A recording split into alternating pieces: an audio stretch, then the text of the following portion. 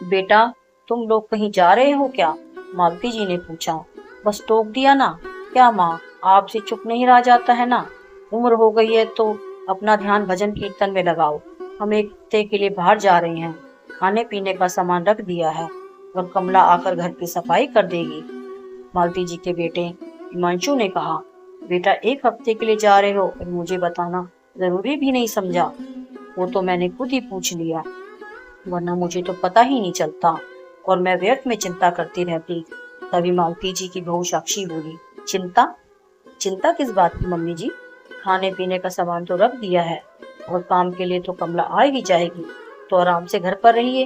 बेटा बहू कहाँ जा रहे हैं, क्या कर रहे हैं, इसमें क्यों पंचायती करनी?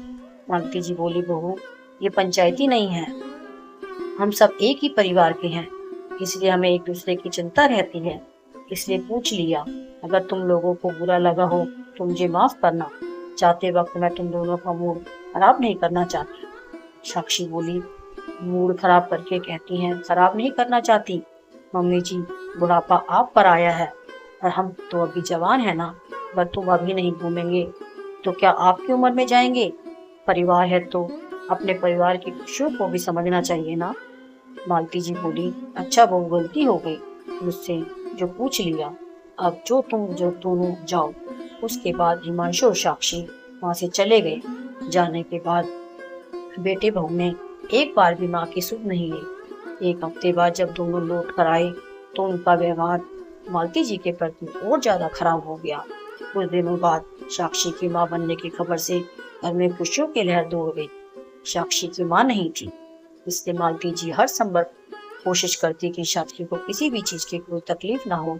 मालती जी खुद घुटनों के दर्द से परेशान है, लेकिन साक्षी को समय समय पर पौष्टिक भोजन देती। साक्षी भी इस सेवा के मजे ले रही थी। एक रोज हिमांशु की छुट्टी थी तो वो और साक्षी अपने कमरे में बैठकर बातें कर रहे थे।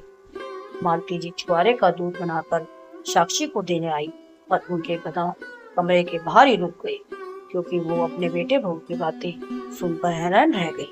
देखा साक्षी, तो हमेशा कहती थी कि माँ हमारे लिए बोझ है, हम उनके लिए चक्कर में कहीं बाहर नहीं जा पाते, पर अब उन्हीं की वजह से हम दोनों चिंता मुक्त हैं।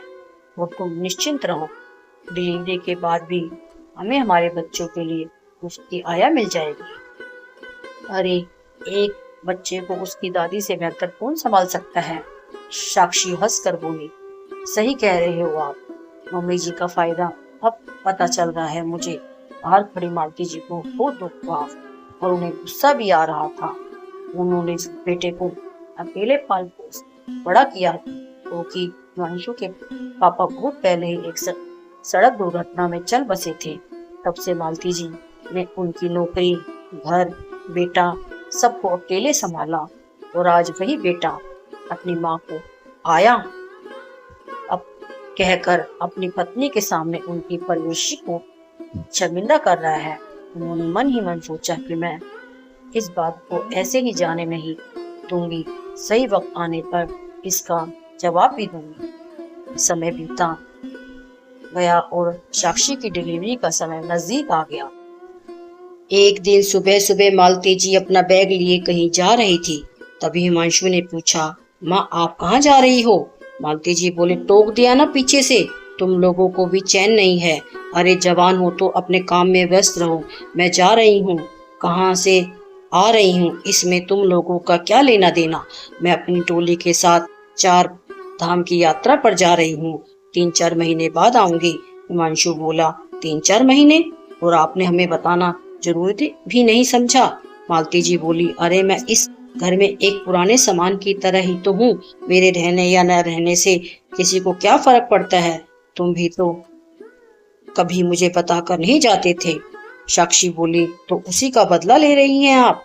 इस चलिए हमारी छोड़िए, लेकिन आपको यह पता है ना कि मेरी डिलीवरी का समय नजदीक है, ऐसे में आप मुझे छोड़कर कैसे जा सकती हैं?